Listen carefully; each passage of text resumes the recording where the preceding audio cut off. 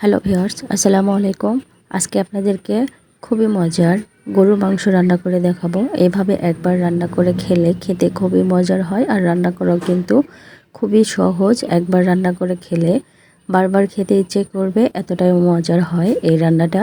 গরুর মাংস রান্না করার জন্য এখানে আমি 1 কেজিরও বেশি গরুর মাংস নিয়েছি। গরুর মাংসগুলোকে ভালো করে পরিষ্কার করে ধুয়ে নিয়েছি। এখানে আমি 1 কাপ পরিমাণ দিয়ে দিচ্ছি পেঁয়াজ কুচি, আর এখানে কিছু গরম মশলা নিয়েছি, তেজপাতা, লবঙ্গ, দারচিনি, কালো এলাচ এবং সাদা এলাচ। স্বাদ মতো দিয়ে দিচ্ছি লবণ, 2 চা চামচ পরিমাণ দিয়ে দিচ্ছি মরিচের গুঁড়া, ঝালটা আপনাদের পছন্দ মতো দিবেন। 1/2 চা চামচ পরিমাণ দিয়ে দিচ্ছি হলুদের গুঁড়া, 1 চা চামচ পরিমাণ দিয়ে দিচ্ছি ধনিয়ার গুঁড়া, 1 চা চামচ পরিমাণ দিয়ে দিচ্ছি জিরার গুঁড়া। এখানে আমি 1/2 চা চামচ পরিমাণ দিয়ে দিচ্ছি গরম মশলার গুঁড়া, আর এই গরম মশলা কিন্তু আমি বাড়িতেই তৈরি করে নিয়েছি, আমার চ্যানেলে দেওয়া আছে, চাইলে দেখে আসতে পারেন।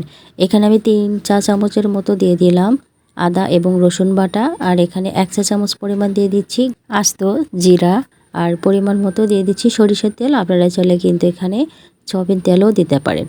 তো সমস্ত উপকরণ মাংসের সাথে ভালো করে মাখিয়ে নিচ্ছি। এ পর্যায়ে যত ভালো করে মাখিয়ে নেবেন ততটাই কিন্তু আপনার মাংসটা স্বাদ হবে।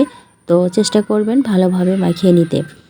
তো আমার মাখানো হয়ে গিয়েছে। এখানে আমি দিয়ে দিচ্ছি সামান্য পরিমাণ পানি। তো এখানে কিন্তু খুব বেশি পানি ব্যবহার করা যাবে না।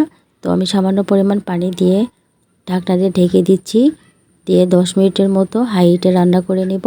10 মিনিট পর আমি এখানে ঢাকনাটা খুলে নিচ্ছি, আর দেখতে পাচ্ছেন মাংস থেকে কিন্তু পানি বের হয়েছে। তো আমি নাড়াচাড়া করে দিচ্ছি, নাড়াচাড়া করে ঢাকনা দিয়ে ঢেকে আবারও রান্না করে নেব।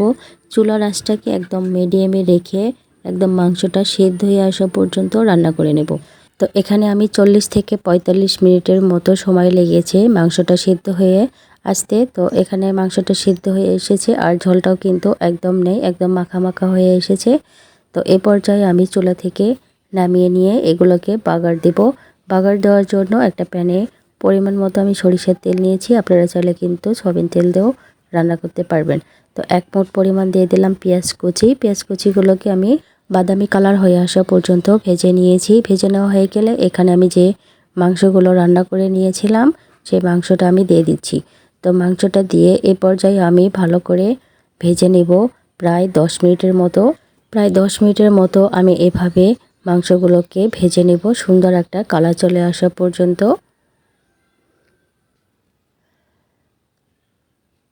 তো আমার মাংস কিন্তু ভাজা হয়ে গিয়েছে। এখন আমি চুলা থেকে নামিয়ে নিয়ে একটা সার্ভিং প্লেটে নিয়ে নিচ্ছি।